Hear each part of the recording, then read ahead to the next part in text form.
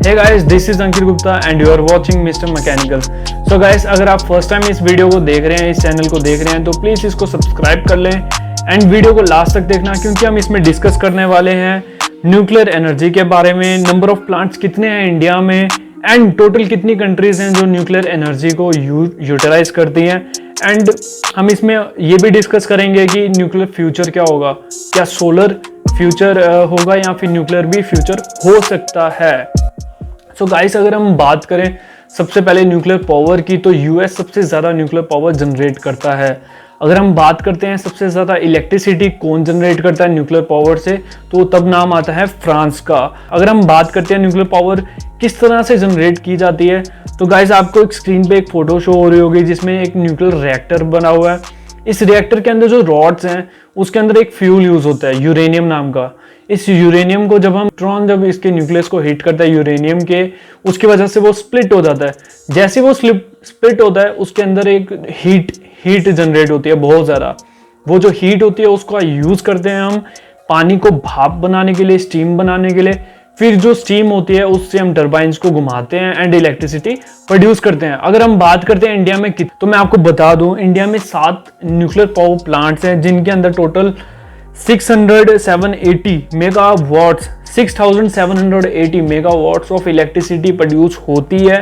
And India का plan है nuclear power plant से 2032 तक 63 गीगावाट्स तक की इलेक्ट्रिसिटी प्रोड्यूस कराने का। ऐसा क्यों है? क्योंकि ये नंबर बेस्ट ऑप्शन है। अगर हम देखा जाए तो सबसे ज़्यादा बेस्ट ऑप्शन है न्यूक्लियर सोलर पावर के बाद, क्योंकि इसमें कोई भी सोलर पावर के बाद क्योंकि इसमें कोई भी तरह की गैसेस नहीं रिलीज होती जो कि कोल एंड थर्मल पावर प्लांट्स में रिलीज होती है। अगर हम देखते हैं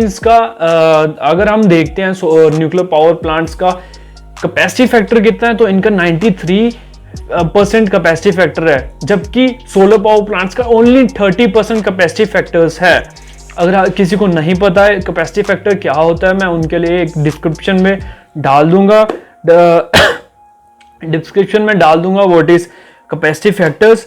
अगर मैं आपको बताऊं कि फिर प्रॉब्लम क्या है, आई मीन जब भी हम अगर इतनी ज़्यादा बेस्ट ऑप्शन है सोलर प्लांट के बाद आता है, तो फिर हम इसको इतने ज़्यादा कम क्यों है न्यूक्लियर पावर प्लांट्स। तो गाइज यहाँ पे बात आती है वेस्ट की, क्योंकि जो वेस्ट होता है न्यूक्लियर पावर प्लांट का, जो बाई प्रोडक्ट्स रह जाते हैं उनका रेडिएशंस बहुत ज़्यादा होते हैं, वो रेडिएशन एमिट्स करते हैं, इसलिए वो गवर्नमेंट्स जो होती हैं उनको कम प्रेफरेंस देती है। अगर हम बात करते हैं किस टाइप के वेस्ट निकलते हैं न्यूक्लियर पावर प्लांट से, तो हम देख सकते हैं इसमें 2 टाइप के वेस्ट होते हैं। एक तो वो होता है जो हमने कपड़े डाले होते हैं, जो भी सूट्स वगैरह डाल के जाते हैं, उसको हम लो लेवल न्यूक्लियर वेस्ट बोलते हैं। जबकि जो न्यूक्लियर रिएक्टर से बचा हुआ फ्यूल होता है, जो बर्न हो गया होता है, जो खत्म हो गया होता है, उस फ्यूल को हम हाई लेवल बोलते हैं।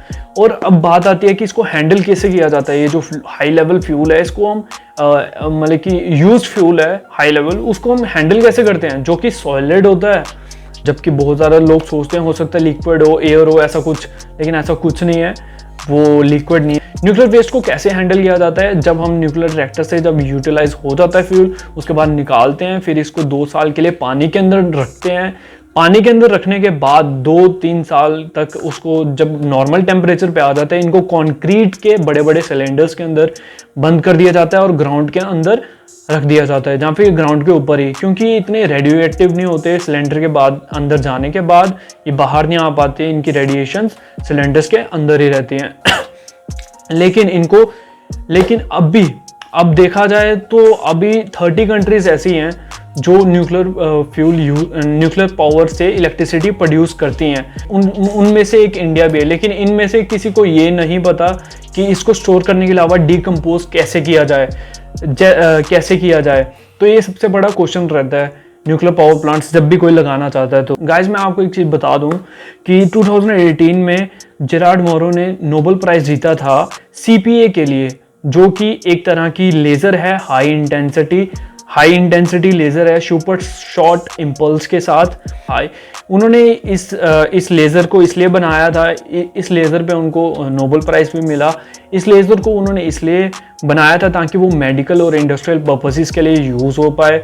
लेकिन मेडिकल पर्पसेस में आप आई सर्जरी वगैरह कराते हैं लेज़र के थ्रू, अगर इंडस्ट्रीज़ में कटिंग वगैरह होती है लेज़र के थ्रू तो वो ज़्यादा प्रिसाइज हो पाए, इसलिए इन्होंने इस लेज़र की इंटेंसिटी और सब कुछ बढ़ाया था, इसलिए बनाया था। इन्होंने देखा कि खाली इसकी एप्लीकेशन मेडिकल और इसको छोड़ के न्यूक्लियर वेस्ट को भी रिड्यूस कर सकती है। इनका कहना ये है कि अगर हम इसकी लेज़र की इंटेंसिटी 1000 गुना और बढ़ा दें तो इससे हम जो हज़ारों साल लगते हैं न्यूक्लियर वेस्ट को ख़त्म होते हुए, इसको रिड्यूस कर सकते हैं विद इन 30 मिनट्स।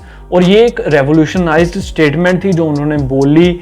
अभी वो काम कर रहे हैं CEA के साथ इस प्रोजेक्ट पे, और इनका कहना है कि इसको 10 से 15 साल लग सकते हैं बनने में इस टेक्नोलॉजी को। हो सकता है इससे ज़्यादा भी टाइम बने, लेकिन अगर ये बन गया तो गाइज आप इमेजिन कर सकते हैं बहुत ज़्यादा रेवोल्यूशन आ सकती है इससे इलेक्ट्रिसिटी सेक्टर में। क्योंकि अगर आप देखें तो सोलर प्लांट्स को हम इसलिए लेके आ रहे हैं क्योंकि हम इन्वायरमेंट को बचाना चाहते हैं। अगर हम न्यूक्लियर पावर प्लांट को छोड़ना चाहते हैं वो इसलिए छोड़ना चाहते हैं क्योंकि उससे रेडिएशंस एमिट्स होती हैं। लेकिन अगर वो रेडिएशन एमिट होना बंद ही हो जाएंगी और वो उसका वेस्ट न्यूट्रलाइज होना स्टार्ट हो जाएगा, तो मेरे को लगता है कि इसका फ्यूचर बहुत ज़्यादा ब्राइट है। 10 से 15 सालों के बीच में ही पता लग जाएगा हमें कि इसका फ्यूचर क्या होगा। लेकिन फ़िलहाल के लिए इस पर काम चल रहा है, इस पर इनोवेशंस चल रही हैं। बाकी ये डिपेंड करता है कि किस तरह से रहता है सब कुछ। सो गाइज, अगर आपको ये वीडियो अच्छी लगी हो, आपको बहुत ज़्यादा इंसाइट्स मिली हो, बहुत ज़्यादा इंफॉर्मेटिव लगी हो, तो प्लीज़ इसको लाइक कर दीजिए और मुझे बताइए कि मैं आपके लिए किस तरह की वीडियो बनाऊं। मेरे को कमेंट सेक्शन में ज़रूर बताइएगा आपको क्या लगता है कि ये फ्यूचर होगा न्यूक्लियर पावर प्लांट या नहीं होगा, जहाँ फिर सोलर प्लांट से खाली रह पाएंगे इसमें। Thank you.